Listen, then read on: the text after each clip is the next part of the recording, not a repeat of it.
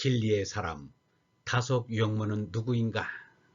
86번째 시간입니다. 오늘은 유영모가 쓴 김정식 추모문, 유영모가 쓴 김정식 추모문이라는 제목으로 말씀드리겠습니다. 남강 이승훈과 월남 이상재는 세상에 널리 알려졌으나 삼성 김정식은 알려지지 못한 편입니다. 김정식도 남강이나 월남 못지않게 나라와 결의를 사랑하였습니다. 유영모를 아는 이는 김정식을 모를 수 없습니다. 김정식을 경애하는 유영모의 마음이 잘 나타나 있는 추모문을 유영모의 전기에서 뺄 수 없습니다. 삼성 김정식 선생, 기독교도의 생애란 십자가에 기대어서 덕을 보는 것이냐, 그 작은 부분이나마 짊어지는 것이냐로 구별할 수 있다. 김정식 선생의 생애는 짊어지는 편이었다. 평생의 말씀이 나를 아는 사람으로 내가 죽은 뒤에 추도하는 의식을 반론하는 이가 있더라도 도무지 하지 않도록 하여 주기를 부탁한다고 하시던 선생님이 생애에 관하여 단 몇 글자라도 쓰기가 죄송스럽다. 천품으로 기고하신 편이요 무과 출신인 선생으로서 심의를 풀 수 없는 세월이었으나 그 심간폐부를 두고두고 썩히셨나. 평생 병이 없으신 편인데 별세하시기 며칠 전에 의사의 진단으로 보면 장기의 여러 기관 일체가 노쇠하신 가운데 X광선에 비친 폐가 모두 염증으로 응어리졌다고 하였다. 부음을 듣고 조문하러 온 친구의 말씀이 선생은 도시 화기라 한방으로 말하면 한제의 약을 써야 했을 것이라고 함을 들었다. 그때 필자의 마음속에 선생이 화기하는 번쩍임이 있었다. 그러면 어찌하여 평일에 선생의 화기를 배울 수 없었을까? 중병을 앓는 이는 작은 병에 놀라지 않을 것이요 큰 어려움을 겪으신 이는 작은 불평은 기색에 보이지 않으셨음인가 한다. 60여 년을 해로하신 같은 나이의 부인을 두시고 20살 미만에 금강산에 들어가 계신 일이 있었다고 하니 가정상으로도 불평하심이 없지 않으셨나 한다. 10자녀를 기르시다가 참촉으로 다 먼저 보내고 그 가운데 삼형제는 다 자라서 병사하였다. 삼형제의 일은 필자도 역력히 목도한 일이다. 마지 유봉구는 미국 유학 중에 병이 나서 돌아와 죽었다. 셋째 유구구는 중학교 2학년에 급성 신장염으로 요절하였다.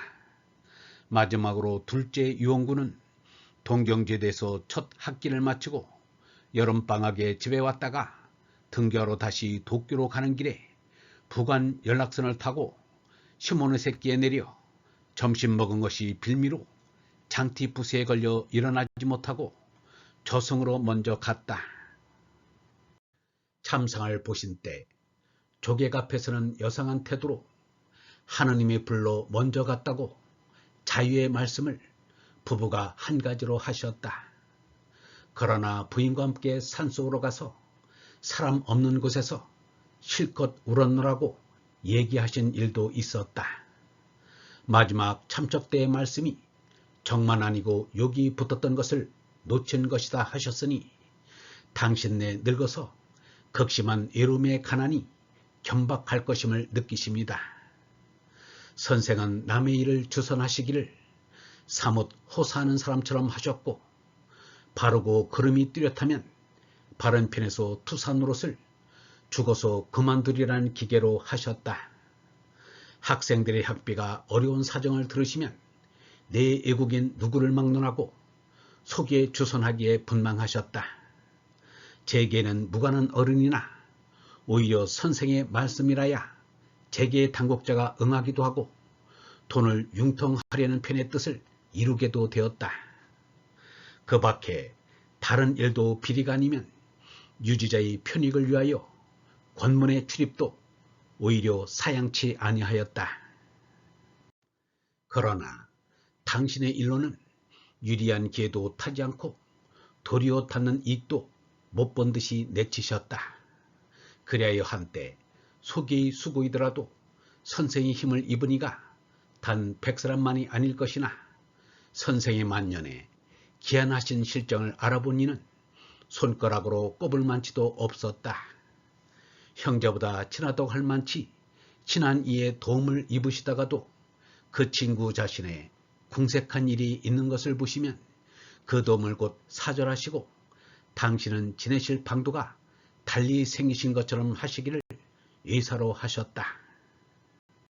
그러므로 일찍 선생의 소개를 얻어 기사회생적으로 그만뒀던 학교를 졸업하여 출세한 이가 있고 파산할 위기에서 만회하여 융창해진 실업가가 있는데 성공한 이와 영단한 분일수록 김 선생은 걱정 없는 늙은이로만 여겨 자기 나가 어려운 일이 있기 전에는 김 선생을 찾는 일이 없었다.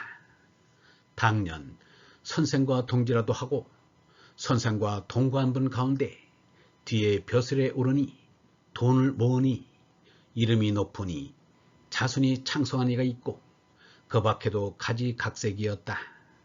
선생은 여전히 괴로운 속에 종종 참척을 당하고 배고프고 추우며 벗들은 소원하고 인생은 의문되고 세상의 불평을 온 가슴에 부둥켜 안으셨던가. 만년의 노자 장자를 탐독하셨고 사문을 신방하셨으니 오히려 인생의 의문이 계셨습니다. 세구 참변에 못 살겠다는 사람에게는 선생 말씀이 날 보라 내가 산다고 하셨다. 1937년 5로 성소조선 제100호 일부 줄였음. 얼번 여러분, 사람들은 어떻게 사는 것이 좋은 것인지를 모르고 삽니다. 세상 사람들은 부귀영화를 삶의 목적이요 행복인 줄 알고 삽니다. 궁핍은 개인의 무능의 대가라고 생각하며 개인 책임으로 들립니다. 빈곤이 한 개인의 책임만은 아닙니다. 사회 제도와 나라의 법률과 오랜 관습으로 그렇게 되는 일이 많습니다. 각자는 죄의 앞가림은 할 수 있도록 노력해야 하고 빈곤을 면할 수 있도록 부지런해야 합니다. 이웃의 굶주림을 외면하는 것은 우리 모두의 허물임이 분명합니다. 서로 합심하고 협동하면 혼자서 해결할 수 없는 빈곤도 해결할 수 있습니다. 영성신학원 다석아카데미의 하늘소리였습니다.